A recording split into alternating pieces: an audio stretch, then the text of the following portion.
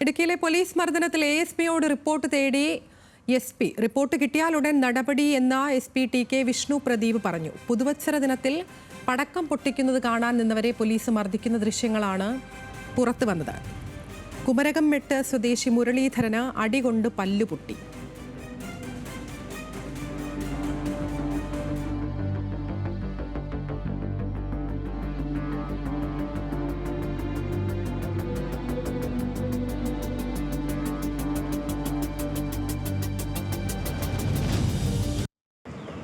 ഒന്നാം തീയതി വൈകിട്ട് 11 മണിയോടുകൂടി ആണ് അവിടെ ന്യൂ ഇയർ ആഘോഷമായിട്ട് പാട്ടുകളും പടക്കം പൊട്ടിയിലും ഒക്കെ ഉണ്ടായിരുന്നു.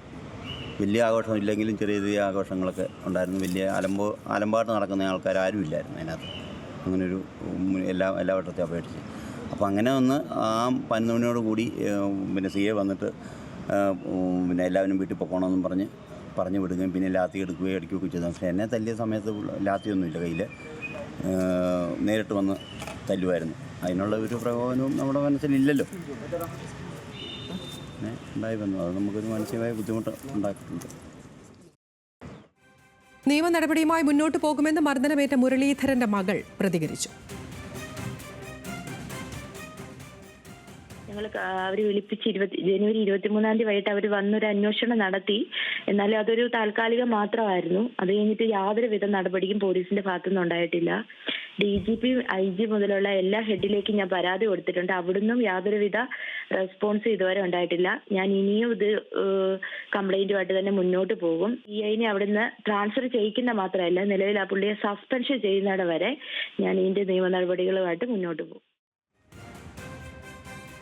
ആൽവിൻ തോമസ് ഇടുക്കിയിൽ വിശദാംശങ്ങളുമായി. ആൽവിൻ, ക്രമസമാധാനം പാലിക്കാൻ അടിച്ചാണെങ്കിലും ഇടിച്ചാണെങ്കിലും പല്ല് പൊട്ടിച്ചിട്ടാണെങ്കിലും ഒക്കെ നിലനിൽക്കുന്ന പോലീസുകാരെയാണ് ഈ ദൃശ്യങ്ങളിൽ കാണുന്നത്. എത്തരത്തിലായാലും റിപ്പോർട്ട് കിട്ടിയാൽ ഉടൻ നടപടി എന്നുള്ളതാണോ നിലപാട്? അതോടൊപ്പം തന്നെ ഈ സംഭവവുമായി ബന്ധപ്പെട്ടുള്ള കൂടുതൽ വിവരങ്ങൾ.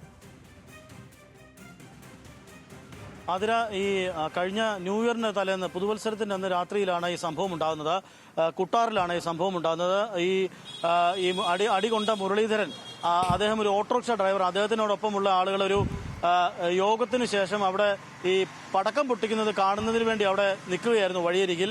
അപ്പോഴാണ് ഈ പോലീസ് എത്തുകയും കുട്ടാർ കമ്പംമെട്ട് CI എത്തുകയും അവിടെ ഇവരെ മർദ്ദിക്കുകയും ചെയ്തത് എന്നുള്ളതാണ് നമുക്കിപ്പോൾ അറിയാൻ കഴിയുന്നത്.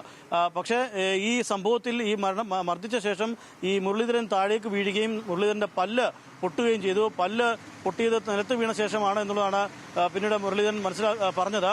അത് നേരത്തെ വീട്ടുകാരോട് പറയുകയും വീട്ടുകാരിൽ മകളാണ് ഇങ്ങനൊരു പരാതി നൽകണം എന്ന് പറഞ്ഞുകൊണ്ട് കഴിഞ്ഞ 16-ാം തീയതി, ജനുവരി മാസം 16-ാം തീയതി പരാതി കട്ടപ്പന ഇടുക്കി SP കൊടുക്കുന്നത്.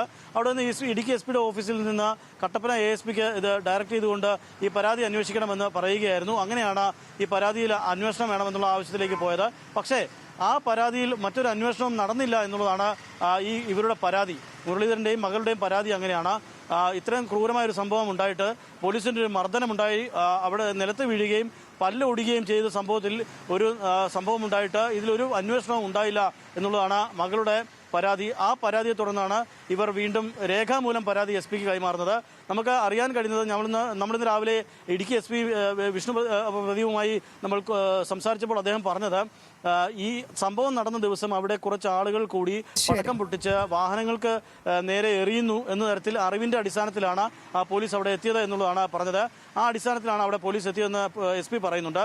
ഈ ASPയോട് ഇപ്പോൾ കട്ടപ്പന ASPയോട് ഈ സംഭവവുമായി ബന്ധപ്പെട്ട് എത്രയും വേഗം റിപ്പോർട്ട്. എന്തായാലും ഇടുക്കി കൂട്ടാറിലാണ് ഇത്തരത്തിൽ പുതുവത്സര ദിനത്തിൽ പടക്കം പൊട്ടിക്കുന്നത് കാണാൻ നിന്നയാൾക്ക് പോലീസിന്റെ ക്രൂരമർദ്ദനം ഏൽക്കുന്നത്. ഇതുമായി ബന്ധപ്പെട്ട നിയമ നടപടികളുമായി മുന്നോട്ട് പോകാൻ തന്നെയാണ് തീരുമാനം എന്നുള്ളതാണ് ഈ മർദ്ദനമേറ്റയാളുടെ മകൾ പറയുന്നത്. ആൽവിൻ തോമസ് ആണ് വിശദാംശങ്ങൾ നൽകിയത് ഇടുക്കിയിൽ നിന്ന്.